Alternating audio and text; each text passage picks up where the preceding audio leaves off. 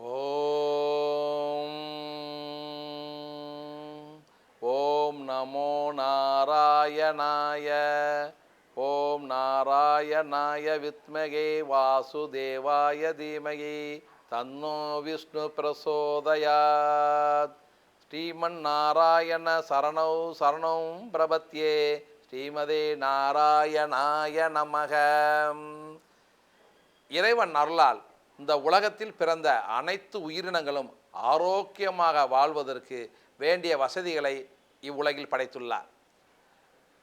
சாப்பிடக்கூடிய இலைகள், பூக்கள், காய்கள், கனிகள் இவற்றை உபயோகித்தும், நீர், மண், காற்று, சூரிய வெளிச்சம், ஆகாயம் என்ற பஞ்சபூதங்களை உபயோகித்தும் நோய்களிலிருந்து விடுதலை பெற்று ஆரோக்கியமாக வாழ்வதற்கு வழிகளை செய்யும் வைத்தியம் இயற்கை வைத்தியம் என்று பெயர். இந்த இயற்கை வைத்தியத்தின் மூலம் சக்கரை வியாதி, ஆஸ்மா, தோல்வியாதி, மூட்டுவலி, பைல்ஸ், அல்சர் போன்ற எல்லா வியாதிகளையும் குணப்படுத்தலாம். புற்றுநோய் வராமல் தடுக்கலாம். சிறுநீரக கோளாறு வராமல் தடுக்கலாம். பக்கவாதத்தை குணப்படுத்தலாம். மனிதன் நோயாளியாவதற்கு காரணம் இந்த உடம்பில் சேரும் கழிவுப் பொருள்களே. மனிதன் தனக்கு தேவையான உணவுகளை விட அதிகமாக சாப்பிட்டு தன்னுடைய உடம்பில் கழிவுப் பொருளை சேர்த்துக்கொள்கிறான். ஒரு மனிதன் அன்றாட சாப்பிட வேண்டிய உணவு அவனுடைய உடல் எடை எத்தனை கிலோவோ அத்தனை கிராம் அளவு கார்போஹைட்ரேட் சாப்பிடலாம். அத்தனை கிராம் அளவு, அந்த கிராமில் பாதி அளவு புரோட்டீன் சாப்பிடலாம். அதில் பாதி அளவு கொழுப்பு சாப்பிடலாம் ஒரு நேர சாப்பாட்டில். உதாரணமாக 100 கிலோ எடையுள்ள ஒரு மனிதன் 100 gram carbohydrate, 50 gram protein, 25 gram கொழுப்பு சாப்பிடலாம். இதை விட அதிகமாக சாப்பிடும் பொழுது அவை ஜீரணிக்கப்படாமல் இந்த உடம்பிலே கழிவுப் பொருளாக தேங்குகின்றன. நமது வயிற்றிலே உற்பத்தியாகும் ஜீரணிக்கப்படாத உணவுகளினால் உற்பத்தியாகும் கழிவுப் பொருள்கள் துர்நாற்றமடைந்து அந்த துர்நாற்றம் உச்சந்தலை முதல் உள்ளங்கால் வரையிலும் காற்றாக பரவி நாம் வெளிவிடும் அபான வாயு பக்கத்தில் இருக்கும் மனிதன் மூக்கை மூடிக்கொள்கிறான். அந்த அளவுக்கு துர்நாற்றம் வீசுகிறது. தலையில் குல்லா போட்டால் நாற்றம் அடிக்கிறது. ஒரு வாரம் ஒரு பனியனை போட்டுவிட்டு அந்த பனியனை எடுத்து மோர்ந்து பார்த்தால் துர்நாற்றம் வீசுகிறது. ஒரே ஜட்டியை ஒரு வாரம் போட்டு அந்த ஜட்டியை மோர்ந்து பார்த்தால் துர்நாற்றம் வீசுகிறது. கால்களில் அணியும் சாக்ஸ் ஒரு வாரம் ஒரே சாக்ஸை போட்டுக்கொண்டு அந்த சாக்ஸை கலட்டி மோர்ந்து பார்த்தால் துர்நாற்றம் வீசுகிறது. இப்போ உச்சந்தலை முதல் உள்ளங்கால் வரையிலும் நாற்றமோ நாற்றம் என்று துர்நாற்றத்தை வீசக்கூடிய அளவிற்கு இந்த உடம்பிலே கழிவுப் பொருளை உற்பத்தி பண்ணிக்கொள்கிறான் மனிதன். இதே ஜட்டி, பனியன், குல்லா, சாக்ஸுகளை ஆட்டுக்குட்டி, மான்குட்டி, முயல் குட்டிகளுக்கு போட்டு ஒரு மாதம் கழித்து கழட்டி மோந்து பார்த்தால் கூட துர்நாற்றம் வீசாது. ஆகையினால் கழிவுப் பொருளின் தேக்கமே நோய். இந்த கழிவுப் பொருள் உடம்பில் தேங்குவதனால் உச்சந்தலை முதல் உள்ளங்கால் வரையில் துர்நாற்றம் பரவிக்கொண்டே இருக்கின்றது. இதனால் தான் மனிதனுக்கு சக்கரை வியாதி, ஆஸ்மா, தோல் வியாதி, மூட்டுவலி போன்ற வியாதிகள் வருகின்றன. இந்த மாதிரி கழிவுப் பொருள் உடம்பில் தேங்காமல் இருக்க வேண்டுமென்றால் அன்றாடம் நாம் சாப்பிடும் உணவு, திட உணவுகள், கார்போஹைட்ரேட் உணவு 100 கிராம் என்று வைத்துக்கொள்வோம். புரோட்டீன் 50, கொழுப்பு 25 கிராம். 100, 50, 25, 175 கிராம். இந்த 175 கிராம் திட உணவை நாம் ஜீரணிக்க வேண்டுமென்றால் அதை போன்ற 4 மடங்கு இலைகள், பூக்கள், காய்கள், கனிகளை சாப்பிட வேண்டும். இந்த மாதிரி 4 மடங்கு இலைகள், பூக்கள், காய்கள், கனிகள் சாப்பிடும் பொழுது இந்த திட உணவுகள் ஜீரணிக்கப்பட்டு உடம்பில் இருக்கிற கழிவுப் பொருட்கள்லாம் வெளியேற்றப்படுகின்றன. இந்த மாதிரி 1 பங்கு திட உணவுக்கு 4 பங்கு இலைகள், பூக்கள், காய்கள், கனிகள் சாப்பிடாவிட்டால் நாம் சாப்பிட்ட உணவு ஜீரணிக்கப்படாமல் கழிவுப் பொருளாக உடம்பில் தேங்கி அவையே நோய்களாக உருவெடுக்கின்றன. நோய்கள் வருவதற்கு நாம் கிருமிகள் தான் காரணம் என்று நினைத்து கொண்டிருக்கின்றோம். ஒரு ஆரோக்கியமான ஒரு ஆட்டுக்குட்டியை வெட்டி ஒரு அறையில் போட்டு வைத்து அந்த மாமிசத்தை எடுத்து லேபில் கொடுத்து சோதனை செய்தால் அருமையான மாமிசம், ஒரு கிருமிகள் கூட இல்லை என்று சொல்கிறார்கள். ஒரு ஆரோக்கியமான பசுமாடு பால் கறந்து கொதிக்க வைத்து ஆற வைத்து அந்த பாலை ஒரு ரூமில் வைத்து விட்டு அந்த பாலை லேபிளை சோதனை செய்தால் கிருமிகளே இல்லை, அருமையான பால் என்று சொல்கிறார்கள். ஒரு வாரம் கழித்து திறந்து பார்த்தால் மாமிசம் வைத்த அறையை நுழைய முடியவில்லை. ஒரு வாரம் கழித்து அந்த வைத்த மாமிசம் பயங்கர துர்நாற்றம் வீசுகிறது. அந்த மாமிசத்தை சாப்பிட்டால் இறந்து விடுகிறோம். அந்த மாமிசத்தை லேபில் போய் சோதனை செய்தால் ஒரு கிராமுக்கு 10,000 கிருமிகள் என்று சொல்கிறார். பால் வைத்த ரூம்கள் நுழைந்தால் பாலை நுகர்ந்து பார்த்தால் பயங்கர துர்நாற்றத்தில் இருக்கிறது. சோதனை செய்தால் ஒரு கிராமுக்கு 5,000 கிருமி என்று சொல்கிறார். வைக்கும் பொழுது கிருமிகள் இல்லை, ஒரு வாரத்தில் கிருமிகள் வந்துவிட்டன.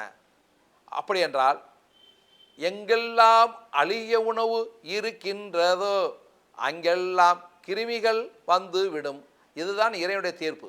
எந்த இடத்துல உணவுகள் அழுகி போய் தேங்குகின்றனவோ அங்கே துர்நாற்றம் வீசும். அந்த துர்நாற்றத்தை நீக்குவதற்காக இறைவன் கிருமிகளை வளர்த்து விடுகிறார். அந்த துர்நாற்றத்தில் அந்த கிருமிகள் அந்த துர்நாற்றத்தை சாப்பிட்டு துர்நாற்றமே இல்லாமல் செய்துவிடும். உதாரணமாக, துர்நாற்றம் வீசக்கூடிய ஒரு சாக்கடையை ஒரு பக்கெட் எடுத்து மேஜை மீது வையுங்கள். அந்த சாக்கடை தண்ணீரை லேபில் கொடுத்தால் ஒரு கிராமுக்கு 8,000 கிருமி என்று சொல்கிறார். ஒரு வாரம் கழித்து பார்த்தால் ஒரு கிராமுக்கு 5,000 கிருமி. அடுத்த ஒரு மாதம் கழித்து பார்த்தால் ஒரு கிராமுக்கு 2,000 கிருமி என்கிறார். நாட்கள் ஆக ஆக கிருமிகள் குறைந்து கொண்டே வருகின்றன. அப்படி என்றால் அந்த துர்நாற்றத்தை கிருமிகள் சாப்பிட்டு சாப்பிட்டு துர்நாற்றத்தை தூய்மைப்படுத்துகிறது. துர்நாற்றம் குறைகின்றது, கிருமிகளும் குறைகின்றன. அப்போது துர்நாற்றத்தை நீக்குவதுதான் கிருமிகளுடைய வேலை.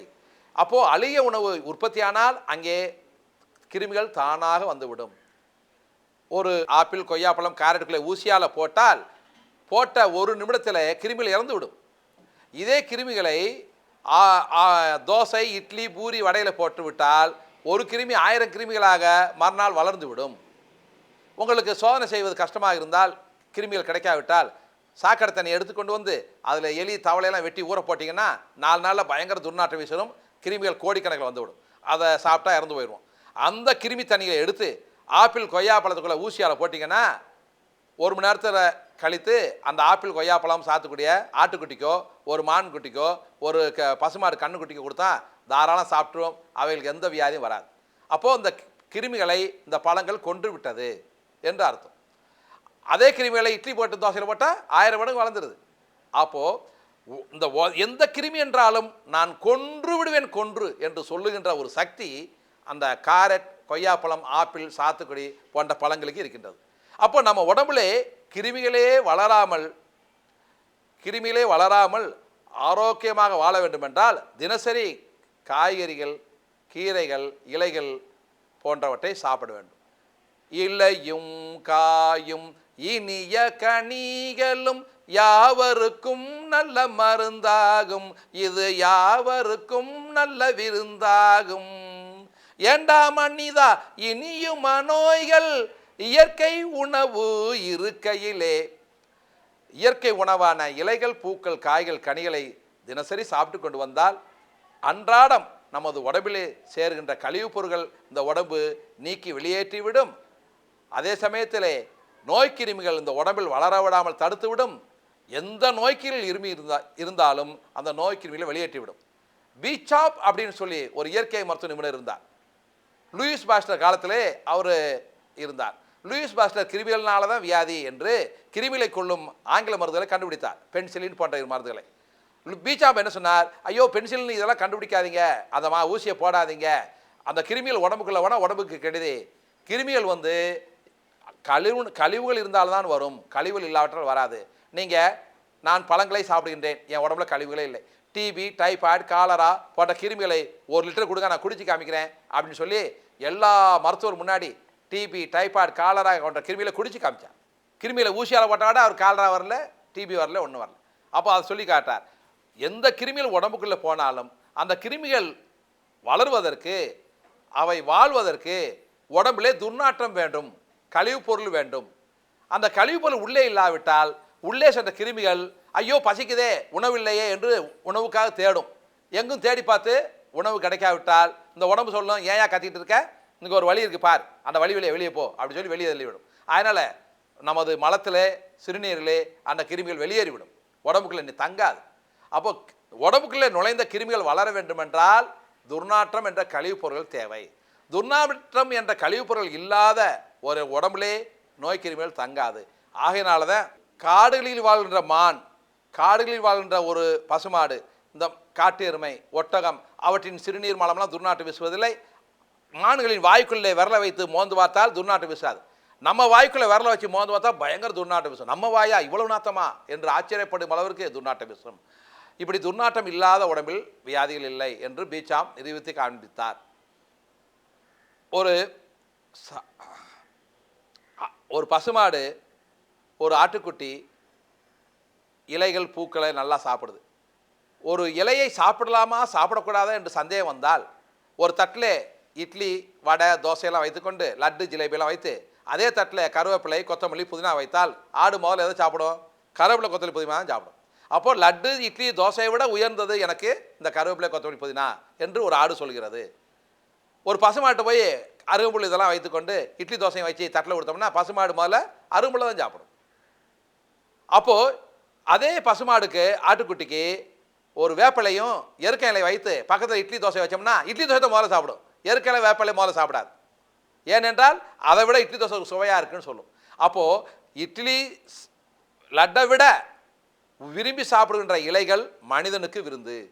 ஒரு மனிதனுக்கு ஒரு இலை விருந்தா மருந்தா என்று பார்த்தால் விருந்தாகும் இலைகள் ஆடு இட்லி சாப்பிடாமல் இலையை சாப்பிட்டால் அந்த இலை நமக்கு விருந்து. ஆடு இலையை சாப்பிடாமல் இட்லியை சாப்பிடுன்னு வச்சுக்கணுமா, அப்போ அந்த இலை நமக்கு மருந்து. மருந்து என்ற இலைகள் வைத்தியர் மட்டும்தான் உபயோகிக்கணும்.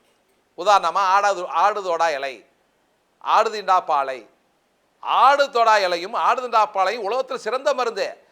இறைவன் சொல்லுகிறார், இலையை நீ எல்லா இலைகளையும் சாப்பிடு வேண்டாங்களே, இந்த ஆடாதோட இலையும் ஆடுதிண்டா பழ இலையும் உலகத்தில் சிறந்த மருந்தா மனிதர்களுக்காக படைச்சிருக்கேன், அதையும் தின்று காலி பண்ணிடாத, அதனால் அதை திங்காதே என்று இறைவன் படைத்த 2 மூலிகைகள், உலகத்தில் சிறந்த மூலிகைகள் ஆடாதோட இலை ஆடுதிண்டா பழ இலை. இந்த 2 இலையை அரைச்சி சாப்பிட்டா இந்த உடம்புல எந்த வியாதியாக இருந்தாலும் மறைந்துவிடும். ஆடாதோட இலை சளி இருமல் தும்மல் ஆஸ்மா வீசியம் குணப்படுத்திடும். ஆடுதிண்டா பழ இலை விஷம், உடம்பில் உள்ள விஷங்கள், நல்லாம்பு விஷம், பாம்பு கடி விஷம், தோல் வியாதிகள், எந்த வியாதிகளாக இருந்தாலும் உடம்பிலிருந்து நீக்கிவிடும் ஆடுதிண்டா பாலை. இந்த 2 இலைகளையும் ஆடு சாப்பிடக்கூடாது என்று இறைவன் படைத்து மனிதனுக்காக படைத்துள்ள 2 மூலிகைகள்.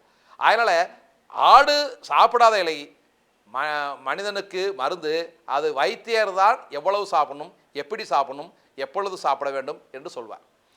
ஆடுகள் சாப்பிடக்கூடிய இலைகள் பூக்கள் காய்கள் கனிகள் அத்தனையும் மனிதனுக்கு விருந்தாகும். அந்த விருந்து இலைகளை சாப்பிடும் பொழுது அந்த விருந்து இலையிலிருந்து எல்லா விதமான நோய்களும் நம்மளை குணப்படுத்தி கொள்ள முடியும். ஒரு அருகம்புல் சாறை இடித்து சாறு எடுத்து அந்த சாறை லேபில் கொடுத்து டெஸ்ட் பண்ணால் 95% தண்ணீர் அப்படிங்கிறார். 1 கிலோ அருகம்புல்ல 95% தண்ணீர், மீது 5% தான் விட்டமின்ஸு மினரல்ஸு எல்லாம் இருக்குது. எந்த இலையாக எடுத்துக்கோ, கொத்தமல்லி கருவேப்பிலை புதினா, அந்த புதினா எடுத்து லேபில் கொடுத்தா 90% 90% தண்ணீர், 10% தான் சக்கை. 10% சக்கை 90% தண்ணீர். அதுக்குள்ளே தான் வைட்டமின்ஸ் மினரல்ஸ் எல்லாம் நிறைஞ்சிருக்கு கொஞ்சம் அப்படிங்கிறான். கலோரி என்ன 0 கலோரி ஃபுட்டுங்கிறான். கலோரியே கிடையாது, அருகம்புல்ல கலோரி கிடையாது. கலோரி ஒரு 5 கலோரி, கிலோவுக்கு 5 கலோரி 10 கலோரி, மிக மிக குறைந்த லோ கலோரி ஃபுட்.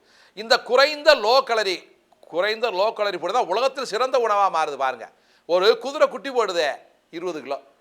அந்த குதிரை குட்டி வெறும் அருகம்புல் கருவேப்பிலை கொத்தமல்லி அகத்திக்கீரையை சாப்பிட்டா 20 கிலோ குதிரை ஒரு வருஷத்தில் 500 கிலோ. அது சாப்பிட்டது அருகம்புல் தான், 0 கலோரி ஃபுட். அருகம்புல் அகத்திக்கீரையை சாப்பிடுது, 90% தண்ணீர் நிறைந்த உணவுகளை சாப்பிடுது. அந்த 90% தண்ணீர் நிறைந்த உணவு 20 கிலோ குதிரையை 500 கிலோவாக உயர்த்தியது. நாம் நமது குழந்தைகளுக்கு டின்னா வருஷத்துக்கு 100 கிலோ கடையில் விற்கிற டின் ஃபுட்டை வாங்கி தர்றோம். ஆனால் 5 கிலோ குழந்தை அடுத்த வருஷம் 7 கிலோ, 2 கிலோ தான் கூடும். 2 கிலோ கூடுறதுக்குள்ளே 500 கிலோ டின் ஃபுட்டு வாங்கி தரோம்.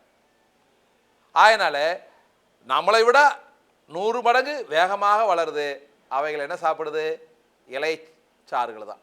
அதனால் அந்த 0 கலோரி ஃபுட் தான் சதை எலும்பு ரத்தத்தை உற்பத்தி பண்ணியது. ஒரு வேர்க்கடலை செடி எடுத்துக்கிறோம். அந்த வேர்க்கடலை செடியை ஈரமான மண்ணில் நட்டினால் 3 மாதத்துக்குள்ள வேர்க்கடலை செடி வளர்ந்து 100 பருப்பு தருது. அந்த 100 பருப்பு எடுத்து லேபில் கொடுத்தா அந்த வேர்க்கடலைக்குள்ள கொழுப்பு இருக்குது, எண்ணெய் இருக்குது, புரோட்டீன் இருக்குது, கார்போஹைட்ரேட் இருக்குது, வைட்டமின்ஸ் மினரல்ஸ் இருக்குது. மாமிசம் முட்டை மீன் இறைச்சியில் கிடைக்கும் எல்லா சத்துக்களை விட 4 மடங்கு அதிகமாக இருக்குது. ஒரு மனிதன் 1 கிலோ ஆட்டுக்கறி சாப்பிடுவான், ஆனால் ஒரு 1/4 கிலோ வேர்க்கடலை பருப்பு சாப்பிட முடியாது. ஏனென்றால் 1 கிலோ ஆட்டுக்கறியில் சத்தை விட அதிகமான சத்து 1/4 கிலோ வேர்க்கடலை. அப்போ இந்த வேர்க்கடலை இவ்வளவு மாமிசத்தில் சத்துக்கள் அத்தனையும் அதில் இருக்குது. ஆனால் நம்ம அந்த வேர்க்கடலை செடி வளரணுங்கிறதுக்காக, அந்த வேர்க்கடலை செடியில் கொழுப்பு வரணுங்கிறதுக்காக கோழிக்கறி ஆட்டுக்கறி கொடுத்தோமா செடிக்கு? அந்த செடிக்கு பால் முட்டை இறைச்சி ஊற்றுனோமா? இல்லையே. டின் ஃபுட்டை ஊற்றுனோமா? கரைச்சி ஊற்றுனோமா? இல்லையே. ஆகையினால செடி, கடலை செடி நீர்மண் காற்று சூரிய வெளிச்சம் ஆகாயத்தை உபயோகித்து அந்த நீர்மண் காற்று சூரிய வெளிச்சம் ஆகாயத்தை கொழுப்பாக மாற்றிச்சு, புரோட்டீனாக மாற்றிச்சு, கார்போஹைட்ரேட்டாக மாற்றிச்சு. அப்படி இந்த உடம்பு சாத்துக்குடி ஜூஸ், அன்னாச்சி பழ ஜூஸ், மாதுளம்பழ ஜூஸ், கருவேப்பிலை ஜூஸ், அருகம்புல் ஜூஸ் போன்ற இலைச்சாறு, காய்ச்சாறு, பூச்சாறுகளை சதையாகவும் எலும்பாகவும் இரத்தமாகவும் இந்த உடம்பு மாற்றிக்கொள்ளும். இந்த உலகத்தில் சிறந்த வைத்தியர் இந்த மனித உடல். இந்த மனித உடலுக்கு தெரியும் எதை செய்ய வேண்டும், எப்பொழுது செய்ய வேண்டும், எப்படி செய்ய வேண்டும் என்று. ஒரு தாய் குழந்தை பெறுகின்றாள் என்று வைத்துக்கொள்வோம். குழந்தை பெற்ற மறுநிமிடம் தாய்ப்பால் கொடு. பெறுவதற்கு ஒரு நிமிடம் முந்தி தாய்ப்பால் கொடுக்க மாட்டேன் என்று சொல்வது உடல். இந்த மனித உடம்பிலே மெட்ராஸை கண் வியாதி வந்துவிட்டது என்று வைத்துக்கொள்வோம். உடனே கண் வியாதி கிருமிகளை சாப்பிட்டு ஏப்ப விடுகின்ற மாதிரி இந்த உடம்பு ஆன்டிபாடி, அதற்கு எதிர்முறையான செல்களை உற்பத்தி பண்ணி அந்த நோய் கிருமிகளை சாப்பிட்டு ஏப்ப விட்டுவிடும். இப்போ மெட்ராஸை 5 நாள் குணமாயிடும்.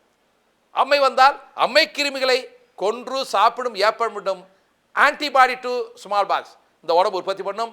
10-15 நாளில் அந்த அம்மை கிருமி நோய்கள் கிருமிகளெல்லாம் சாப்பிட்டு அம்மை குணமாகிவிடும்.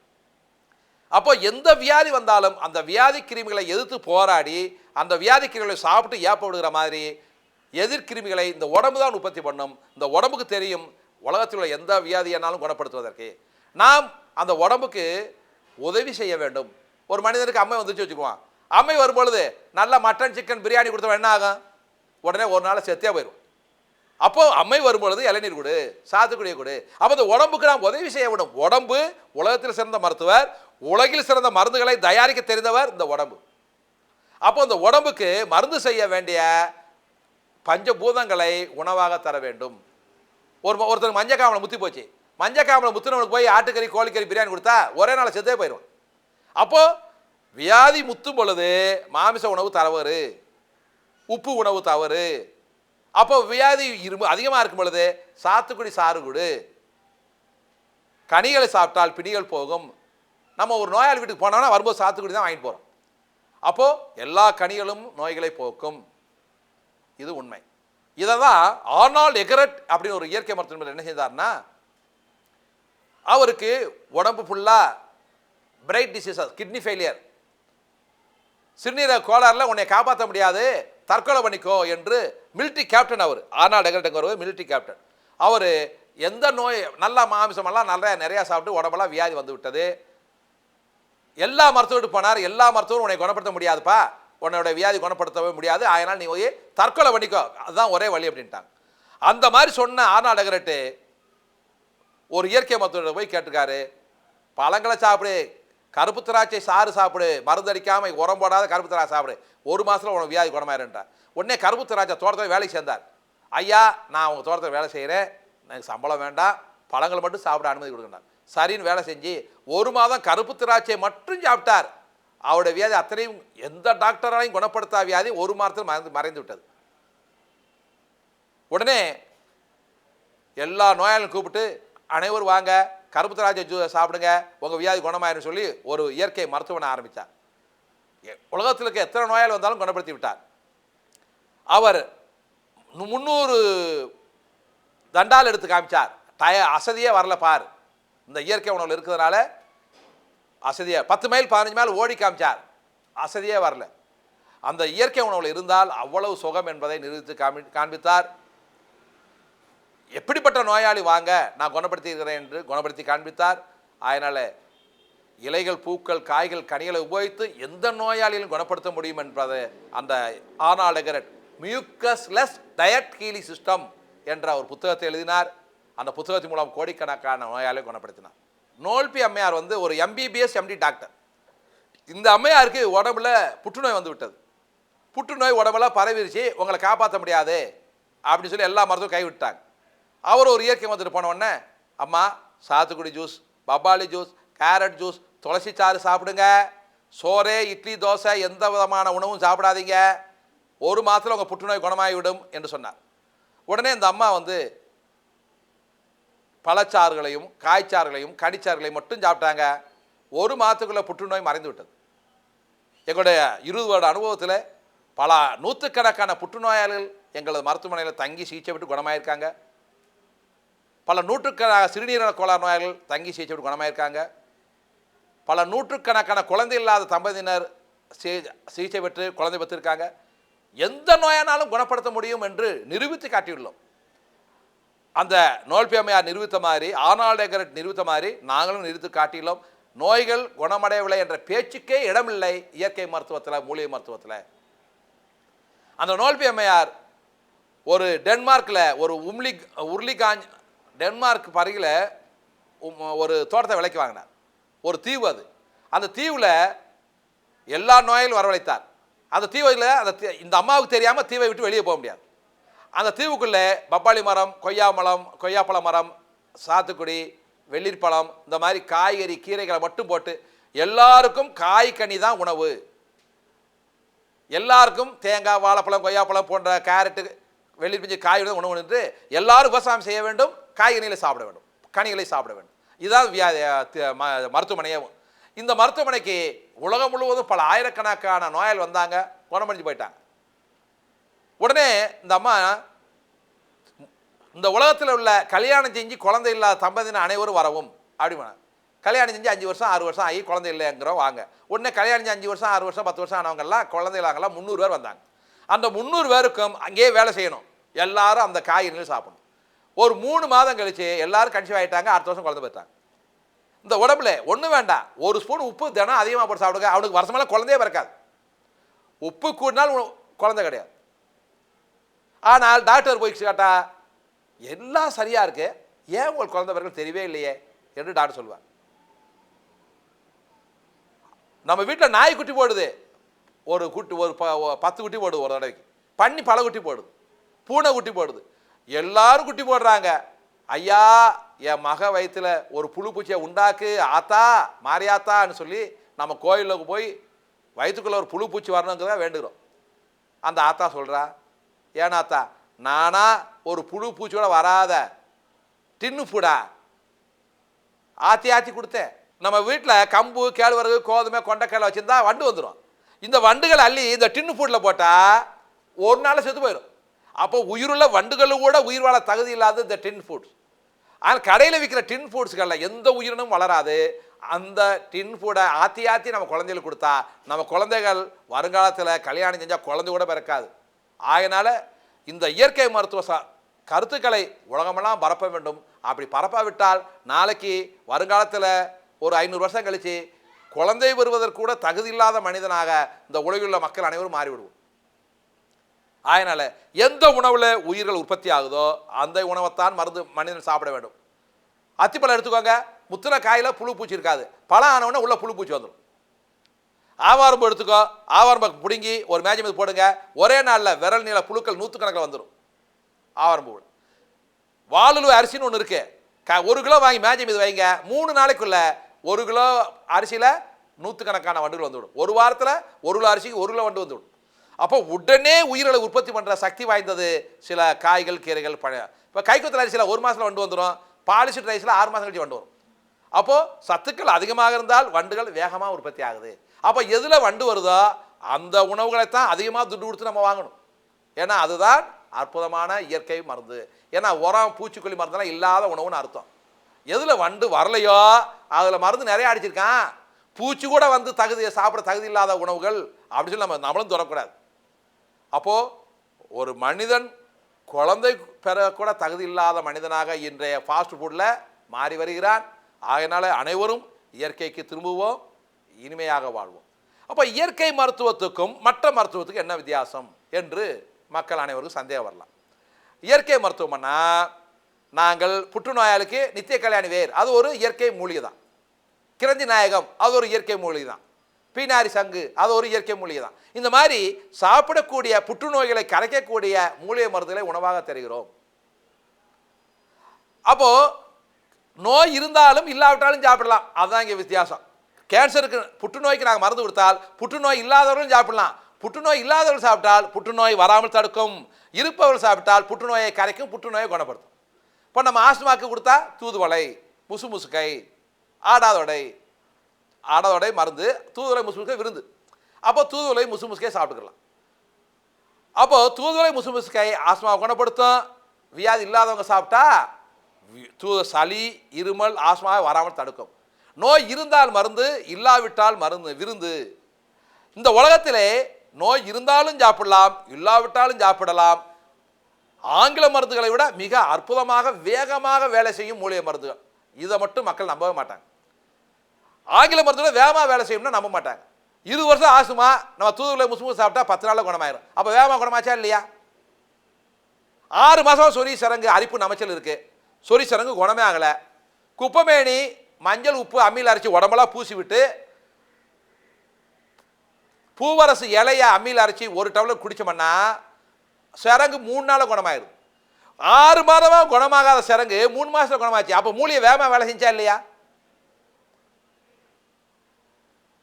நிலவாக பொடியை 1 ஸ்பூன் சாப்பிட்டா 10 நாளாக வெளிக்கு போகாதவன் ஒரு 4 மணி நேரத்தில் பேதி ஆகுது. நிலவாக அற்புதமான டானிக், உடம்புல இருக்க விஷத்தை நீக்கும், வாய்வை நீக்கும். அப்போ நிலவாகை உடனே வேலை செஞ்சா இல்லையா? உலகத்தில் ஒரு நாளைக்கு 100 கோடி ரூபாய்க்கு மேலே அதிக ரத்த அழுத்தத்துக்கு மருந்து விற்குது. 100 கோடி ரூபாய். எல்லாரும் முருங்கைக்கீரை, பூண்டு, சீரகம் அம்மியில் அரைச்சி நெல்லிக்காய் அளவு சாப்பிடுங்க. சாப்பிட்டு 5 நிமிஷம் கழிச்சு பாருங்க 200 பார் 150 பிபி 120 பார் 80க்கு வந்துடும் 5 நிமிஷத்தில். சாப்பிட்டு 5 நிமிடத்தில் பிபியை குணப்படுத்துறதுக்கு மருந்து இருக்கும்போது நம்ம இந்திய மக்கள் எதுக்கு தினசரி 1000 கோடி ரூபாய்க்கு ஆங்கில மருந்துகளை வாங்கி பிபிக்காக சாப்பிட்டு இருக்கோம்? இப்படி எந்த வியாதி எடுத்தாலும் அந்த வியாதியை 1 மணி நேரத்துக்குள்ள, 1 நாளில் குணப்படுத்துவதற்கு இறைவன் படைத்த மூலிகை இருக்கு. மஞ்சக்காமலை முத்தி போச்சு, நாளைக்கு செத்து போயிடுவான். அந்த நோயாளிக்கு கடுகுரோயினிங்கிற வேறு, பனை வெல்லம் 5 கிராம், கடுகுரோயினி வேறு 5 கிராம், வெள்ளைக்காட்டாமனுக்கு பால், வெள்ளைக்காட்டாமனுக்கு இலையில கிலோ பால் வரும். அந்த பாலில் ஒரு 5 சொட்டு விட்டு அரைச்சி 1 டோஸ் கொடுத்தா போதும், 100% குணமாயிரும். சாக போகிற மஞ்சக்காமலை நோயாளியை 5 நிமிடத்தில் குணப்படுத்தி விடலாம் ஒரு மூலிகையினால. இப்படி எந்த வியாதினாலும் சரி உடனே குணப்படுத்துறதுக்கு மூலிகை இருக்கு. நம்பிக்கை இல்லையா? நம்பிக்கை இல்லாத மனிதரை வர சொல்லுங்க. அவர்களுக்கு 4 அரளிக்கொட்டை அரைச்சி தரேன், சாப்பிட சொல்லுங்க. என்ன ஆகும்? 4 அரளிக்கொட்டை அரைச்சி சாப்பிட்டா 4 நிமிஷத்தில் செத்து போயிடறான். 4 நிமிடத்தில் செத்து போயிடுவோம் என்பதை மட்டும் எல்லாரும் நம்பியிருக்காங்க. ஏன்னா சினிமாலெலாம் காட்டுறான், அரளிக்கொட்டை அரைச்சி சாப்பிட்டு நோயாளி கதாநாயகி இறக்குற மாதிரி பல சீன் வருது, எல்லாருக்கும் தெரியும். எல்லா கிராமத்துலையும் அரளிக்கொட்டை அரைச்சி சாப்பிட்டு இறந்தவங்க நிறைய பேர் இருக்காங்க. தற்கொலை பண்ணோம்னா கிராமத்தில் அரளிக்கொட்டை அரைச்சி சாப்பிடுவாங்க. அப்போ அரளிக்கொட்டை சாப்பிட்டால் எப்படி 4 நிமிடத்தில் மரணம் என்பது உறுதியோ அப்படி சக்கரை வியாதியை குணப்படுத்த கடலில் வேர், மூட்டு வலியை குணப்படுத்த முடக்கற்றான். இந்த மாதிரி எந்த வியாதினாலும் சரி அந்த வியாதியை குணப்படுத்துவதற்கு அருமையான மூலிகைகள் இருக்கு. மாதவிடாய் வரவே இல்லையா? கருஞ்சீரகம் 1 ஸ்பூன் சாப்பிடு, மாவிளங்கப்பட்ட கஷாயம் சாப்பிடு, மாதவிடாய் உடனே வந்துடும். மாதவிடாய் குடங்குடமா போகுது, நிறுத்தணுமா? அசோகமரப்பட்ட கஷாயம் போட்டு சாப்பிடு, வாழைப்பூவை இடித்து சாறு எடுத்து சாப்பிடு, குடங்குடமா போகிற மாதவிடாய் உடனே நின்றுடும். குழந்தை வேணுமா? அரசம் பட்டை, அரசம் இலையை அம்மியில் அரைச்சி நெல்லிக்காய் சாப்பிடு. 10 வருஷமாக குழந்தை இல்லாதவன் 1 மாதம் 2 மாதத்தில் 3 மாதத்துக்குள்ளே குழந்தை கன்சீவ் ஆகி. குழந்தை வேண்டாமா? பூவரசம் பட்டையை இடித்து சாறு எடுத்து திப்பிலியை கலந்து 1 டம்ளர் சாறு எடுத்து மாதவிடாய் நேரத்தில் 5 நாள் குடி சொல்லுங்க. ஒரு 6 மாதத்துக்கு குழந்தையே பிறக்காது. ஆண்மை அதிகமாக வேணுமா? பூமி சக்கரை கிழங்கு, பூனைக்காளி விதை, அமுக்கரா கிழங்கு 3 அம்மியில் அரைச்சி நெல்லிக்கிழங்கு மாத்திரை அரைச்சி வச்சுக்கிட்டு காலை மாலை சாப்பிட்டுட்டு வந்தீங்கன்னா ஆன்ம சக்தி 1000 மடங்கு கூடும். எப்போ எவ்வளவு இருக்கணுமோ அதோட 1000 மடங்கு அதிகமாக. ஆண்மை வேண்டாமா? விட்டதட ஆசை வெள்ளாம்பழத்து ஓட்டோட, வெள்ளாம்பழத்து ஓட்டை அம்மியில் அரைச்சி நெல்லிக்கிழங்கு கொடுத்தீங்கன்னா ஆன்ம சக்தியே இருக்காது, நல்லா சாமியார் ஆகலாம், ஞானி ஆகிடலாம், பெரிய மகானா மாறிடலாம். ஒன்றுக்கு நிறையா போகணுமா? நெரிஞ்சலை எடுத்து கஷாயம் போட்டு சாப்பிடு, சிறுநீர் அடைப்பு நீங்கிறோம். ஒன்றுக்கு நிறையா போகும். ஒன்றுக்கு நிறையா போகிறது நிறுத்தணுமா? ஆவாரம் கஷாயம் போட்டு சாப்பிடு, ஒன்றுக்கு நிறையா போகிறது நின்றும். நாவல் கொட்டையை பவுடர் பண்ணி சாப்பிடு, ஒன்றுக்கு போகிறது நின்றும். நைட்டை 10 ஒன்றுக்கு போகிறாங்க, தூக்கமே இல்லை சார், 10 எழுச்சி ஒன்றுக்கு போகிறேன் சார். நாவல் கொட்டைப்பொடி ஒரு ஸ்பூன் சாப்பிட்டேன், காலை மாலை சாப்பிட்டோம்னா நைட்டை 10 ஒன்றுக்கு போகிறேன், ஒரு தடவை போவேன். அப்போ சிறுநீர் அதிகமாக போவதற்கு நெரிஞ்சில், சிறுநீர் வராமல் தடுப்பதற்கு நாவல் கொட்டை. ஞாபகத்தை கூட்டணுமா, வல்லாரை இடித்து சாப்பிடு, நீர்பிரமையை சாப்பிடு, கோரக்கிழங்க சாப்பிடு, புத்தி கூர்மை உண்டாகும். இப்போ ஞாபகத்தை வேண்டாமா, கஞ்சாயில சாப்பிட்டு முன்னுக்கு இருக்குது அண்ணனா அப்பாவா அம்மாவான்னு கூட தெரியாது, ஞாபகத்தை மறைஞ்சிடும். அப்போ ஞாபகத்தை கூட்டுவதற்கு ஒரு மூலிகை, ஞாபகத்தை நிறுத்துவதற்கு ஒரு மூலிகை. இப்படி உலகத்தில் எந்த பிரச்சனையானாலும் சரி, அந்த பிரச்சனையை கூட்டுவதற்கோ குறைப்பதற்கோ இறைவன் படைத்துள்ளார். நம்பி சாப்பிட்டோம்னா நலமடைவது உறுதி. மனிதன் மீன் மாதிரி தவளை மாதிரி இருக்கிறான். நோயாளியானவன் மீன் மாதிரி, ஆரோக்கியமானவன் தவளை மாதிரி. மீன் தண்ணீரில் இருக்கும், தவளை தரையிலேயும் இருக்கும், தண்ணீரில் இருக்கும். இப்போது தண்ணீரில் இருக்கிற மீனும் தவளையும் இருந்துகிட்டு இருக்கும். திடீர்னு தவளை தவ்வி தண்ணீர் தரைக்கு போயிடுச்சுன்னு வச்சுக்கிடுவான். மீன் நீ மட்டும் தரைக்கு போயிட்டே நானும் வரட்டுமான்னு சொல்லி தண்ணியிலேருந்து தவ்வி தரைக்கு போனால் என்ன ஆகும், மீன் இறந்து விடும். அதேபோல் மனிதன் நோயாளியாக இருக்கும் பொழுது தண்ணீர் சத்து உணவுகளை தான் சாப்பிட வேண்டும். கேரட்டு, கொய்யாப்பழம், சாத்துக்குடி, இலைகள், காய்கள், பூக்கள் எத்தனையும் ஒரு கிலோவுக்கு 3/4 கிலோ தண்ணீர். இந்த உலகத்தில் 3/4 பங்கு தண்ணீர், இந்த உடம்புல 3/4 பங்கு தண்ணீர். நோயாளியான மனிதனுக்கு 3/4 பங்கு தண்ணீர் நிறைந்த உணவு தான். இந்த இயற்கையாக இறைவன் படைக்கப்பட்ட உணவுகளிலே 3/4 பங்கு தண்ணீர் நிறைந்த இலைகள், பூக்கள், காய்கள், கனிகள் தான் நோயாளிக்கு விருந்தும் மருந்தும். உணவே மருந்து, மருந்தே உணவு என்ற தத்துவத்திலே நோயாளிக்கு மருந்து தான் உணவு, உணவு தான் மருந்து. எந்த ஆங்கில மருந்துகளை சாப்பிட்டாலும் சரி, ஒரு வியாதி குணமாகிவிட்டு மீண்டும் வராது என்பது உத்தரவாதம் கிடையாது. ஆனால் மூலிகை மருத்துவத்தில் நோய் குணமடைந்து விட்டு வாழ்நாள் முழுவதும் வராது என்பதற்கு உத்தரவாதம் பெறலாம். சக்கரை வியாதியா, டைனிலங்கிற மாத்திரை உயிருள்ள வரை சாப்பிட்டு கொண்டு தான் இருக்க வேண்டும். ஆஸ்மாவா, ஆஸ்தலின்ங்கிற மாத்திரையை உயிருள்ள வரை சாப்பிட்டு கொண்டு தான் இருக்க வேண்டும்.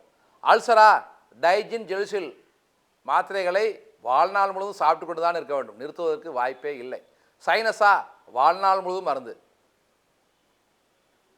இந்த மாதிரி எந்த வியாதி எடுத்தாலும் அந்த வியாதிக்கு தொடர்ந்து வாழ்நாள் முழுவதும் மருந்து மாத்திரைகளை கொடுத்து சாப்பிட்டு உடம்பை கெடுத்துக் கொள்கின்றோம். ஒரு வியாதிக்கு உண்மையாக ஒரு மருந்து தயாரித்தால் அந்த மருந்து 1 மாதத்திலேயோ 2 மாதத்திலேயோ வியாதிகளை குணப்படுத்தி மீண்டும் வராமல் காக்க வேண்டும், அதுதான் மருந்து. எந்த வியாதிக்கு எந்த மருந்து சாப்பிட்டாலும் தொடர்ந்து 1 மாதம் சாப்பிட்டு அந்த மருந்தினால் உடல்நலம் கிடைக்காவிட்டால் நிச்சயமாக அந்த மருந்தை நாம் நிறுத்திவிட வேண்டும். அப்படி நிறுத்தாவிட்டால் அந்த மருந்து நமது உடம்பில் உள்ள உறுப்புகளை கெடுத்துவிடும், உடல் ஆரோக்கியத்தை கெடுத்துவிடும். இருதயம், சிறுநீரகம், ஈரல், மண்ணீரல், கண், காது, மூக்கு போன்ற உறுப்புகளை கெடுத்துவிடும். ஆகையினாலே தொடர்ந்து 2-3 மாதத்துக்கு மேல் மருந்து சாப்பிட்டீங்கன்னா அந்த மருந்திலிருந்து உடல்நலம் கிடைக்காவிட்டால் கட்டாயம் அந்த மருந்தை நிறுத்திவிட்டு இயற்கை மருத்துவத்திற்கு வருவோம், உடல்நலம் பெறுவோம். எந்த வியாதி என்றாலும் இந்த இயற்கை மருத்துவத்தில் 1 மாதத்தில் உடல்நலம் பெறலாம் என்று முன்பே பார்த்தோம். இப்போ சிறுநீரகத்தில் கல் வாழ்நாள் முழுவதும் வராது. சிறுபீலை என்ற பூளா பூவை கசாயம் போட்டு சாப்பிட்றவருக்கு வாழ்நாள் முழுவதும் சிறுநீரகத்தில் கல்லே வராது.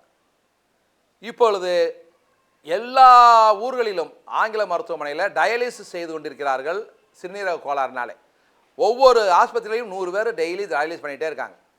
அப்போது ஒவ்வொரு ஊர்லேயும் 100 பேர் சிறுநீரக கோளாறில் டயாலிசிஸ் க்யூவில் நின்று பண்ணிகிட்டு இருக்காங்க.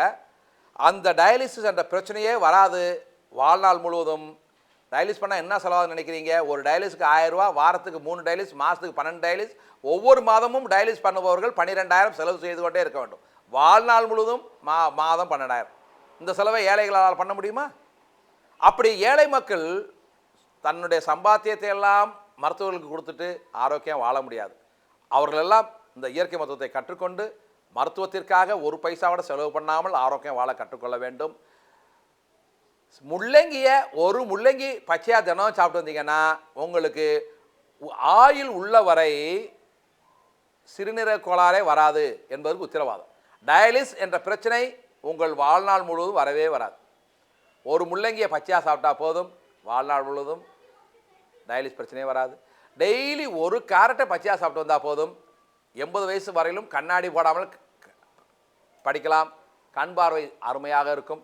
அப்போ தினசரி 1 கேரட் சாப்பிட்டா போதும். ஏன்னா வைட்டமின் ஏ பற்றாக்குறை வந்துச்சுன்னா கண் பார்வை மங்க ஆரம்பிச்சிடும். வெந்தயத்தை தினசரி 1 ஸ்பூன்